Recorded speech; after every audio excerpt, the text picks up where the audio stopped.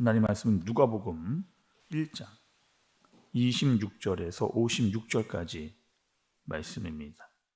여섯째 달에 천사 가브리엘이 하나님의 보내심을 받아 갈릴리 나사렛이란 동네에 가서 다윗의 자손 요셉이라는 사람과 약혼한 처녀에게 이르니 그 처녀의 이름은 마리아라.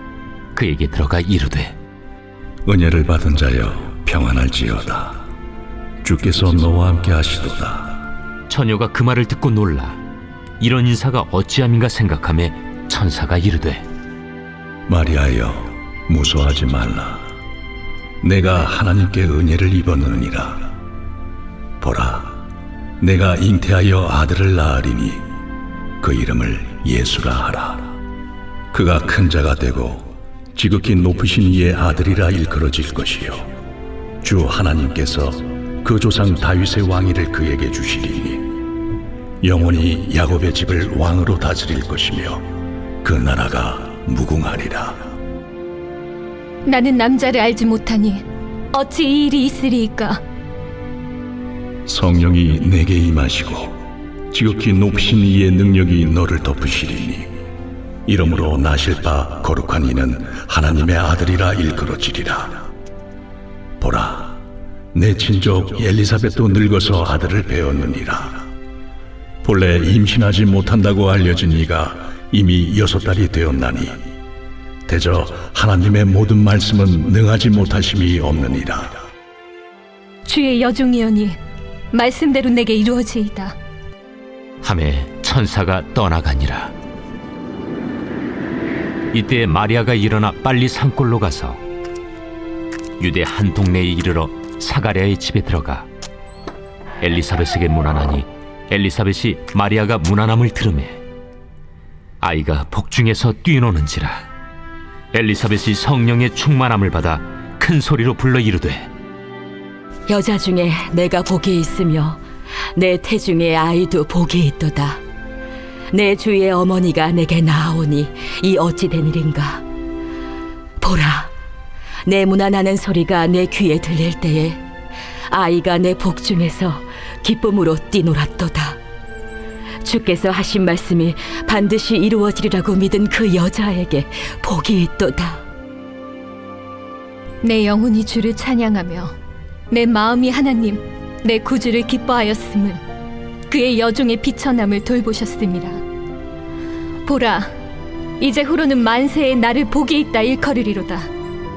능하신 이가 큰 일을 내게 행하셨으니 그 이름이 거룩하시며 긍휼하심이 두려워하는 자에게 대대로 이르는도다. 그의 팔로 힘을 보이사 마음의 생각이 교만한 자들을 흩으셨고 권세 있는 자를 그 위에서 내리치셨으며 비천한 자를 높이셨고 줄이는 자를 좋은 것으로 배불리셨으며 부자는 빈손으로 보내셨도다. 그 종 이스라엘을 도우사 긍휼히 여기시고 기억하시되 우리 조상에게 말씀하신 것과 같이 아브라함과 그 자손에게 영원히 하시리로다. 마리아가 3달쯤 함께 있다가 집으로 돌아가니라. 아멘. 우리가 금요일까지 우리 구약의 여호수아서의 말씀을 마쳤습니다. 그리고 이제 오늘 또 어제 말씀부터는 이제 신약으로 넘어와서 누가복음의 말씀을 이제 보게 됐습니다. 특별히 여러분 그 누가복음은 누가 지었느냐? 물론 뭐 하나님께서 쓰도록 하셨죠. 근데 누구를 통해서 누가복음을 썼느냐? 누가를 통해서. 근데 누가의 직업이 있습니다. 여러분 누가는요 직업이 의사였어요. 그래서 오늘 보게 되는 이 누가복음의 말씀은 다른 복음서와 조금 차이점이 있습니다. 어떤 차이점이 있느냐? 다른 복음서보다 훨씬 더 구체적이고 디테일하게 이렇게 말씀이 기록되어져 있는 것을 볼 수가 있어요. 또 그 복음서는 구약에 있어서 맨 마지막의 말씀, 여러분 구약의 맨 마지막에 성경이 어디예요? 말라기입니다. 그러니까 말라기 이후에 400년 동안 하나님께서 아무런 말씀을 하시지 않았습니다. 그리고 400년이 지난 후에 이제 하나님께서 복음서를 통해서 말씀을 이제 하게 되시는 거죠. 그리고 하나님께서 길었던 침묵을 깨고 가장 먼저 하신 말씀, 가장 또 중요한 말씀이기도 하죠. 그 말씀은 무엇이냐? 예수님께서 이 땅에 오신다는 겁니다. 메시아께서 이 땅에 오신다라고 하는 그 사실을 이제 하나님께서 말씀을 통해서 이제 알려 주시는 거죠. 그리고 예수님이 오시기 바로 전에 등장했던 한 사람, 선지자가 있었어. 그 선지자는 누구냐? 세례 요한입니다. 그래서 그 세례 요한의 이야기는 사실 우리가 말씀을 접하지는 않았지만 어제 말씀에 어떻게 세례 요한이 오게 되었는가에 대해서 말씀이 이야기를 해 주셨습니다. 그리고 오늘 말씀 여러분 처음으로 한번 좀 보세요. 26절 말씀입니다. 26절 처음 부분에 보면 6달에 천사 가브리엘이 이렇게 이야기를 하고 있죠. 6대짜리라고 하는 달은 무슨 달이냐? 엘리사벳은 그 세례 요한의 엄마입니다. 그러니까 세례 요한이 잉태되었은 지 6달이 되던 그때에 어떤 일이 있었느냐? 이번에는 가브리엘이라고 하는 천사가 마리아를 찾아갑니다. 그리고 가브리엘이라고 하는 천사는 마리아에게 처음에 뭐라고 이야기를 하느냐? 28절의 말씀을 보니까 은혜 받을 자요, 이렇게 은혜 받을 자요 라고 그렇게 부르고 있는 것을 볼 수가 있어요. 그러니 이렇게 이야기하는 거죠. 지금 마리아 너에게 아주 특별한 일이 이제 일어났다는 겁니다. 그런데 그 일은 어떤 일이냐? 네가 정말 큰 은혜를 받게 되는 그런 일이다 라고 그렇게 이야기를 이 천사 가브리엘이 마리아에게 이야기를 해주는 거죠. 또 여러분 30절 31절도 좀 말씀을 좀 보세요. 30절 31절입니다. 천사가 이르되 마리아여 무서워하지 말라. 내가 하나님께 은혜를 입었느니라. 보라 내가 잉태하여 아들을 낳으리니 그 이름을 예수라 하라 라고 이야기를 이렇게 합니다. 그러니까 마리아 네가 큰 은혜를 받았는데 네가 이제 아들을 낳게 될 거다. 그리고 그 아들을 예수, 그러니까 그 이름까지 이 천사가 지금 알려주고 있는 거죠. 그리고 그 이름의 뜻은 여호와는 구원이시다. 그리고 너를 통해서 이제 온 인류를 구원하실 메시아가 오실 것이다 라고 하는 사실을 알려주는 그런 내용입니다. 여러분 마리아는 어떤 사람이에요? 지극히 평범했던 사람입니다. 또 이 마리아라고 하는 이름 자체가 그 당시에 굉장히 흔하고 많이 불려졌던 그런 이름이에요. 그럼 하나님은 왜 그 흔하디 흔한 평범하고도 평범한 그런 마리아를 선택하셨을까? 아니 이왕이면 조금 뭐 높은 자리에 있는 그 사람들을 좀 선택을 하거나 아니면 돈이 좀 많은 부자였던 그런 여자를 선택할 수도 있었는데 왜 하나님께서는 스스로 정말 낮고 낮다, 천하고 천하다라고 여기는 이 마리아를 선택을 하셨을까요? 하나님은 왜 굳이?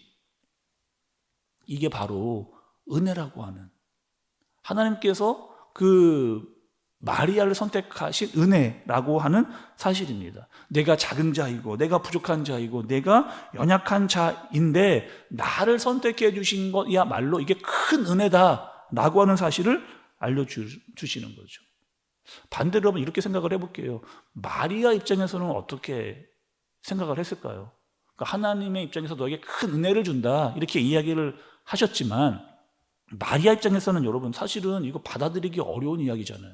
내가 지금 아직 결혼도 하지 않은 처녀인데 내가 이제 임신을 하게 되고 아들을 낳는다라고 하는 거는 사실은 있을 수 없는, 받아들이기 어려운, 또 내가 남자를 가까이 하지 않았는데 아기를 가졌다라고 하는 것은 받아들이기 어려운, 아니 그래서 이게 어떻게 나에게 이런 일이 있을 수 있습니까? 라고 묻는 것은 당연한 이야기일 수도 있는 겁니다. 거기다가 천사가 어떤 이야기를 해주느냐, 성령으로 예수가 잉태됐다라고 하는 사실을 알려주세요. 이게 어떻게 가능하냐 말이죠. 근데 여러분 오늘 말씀 보면 37절의 말씀을 좀 보세요.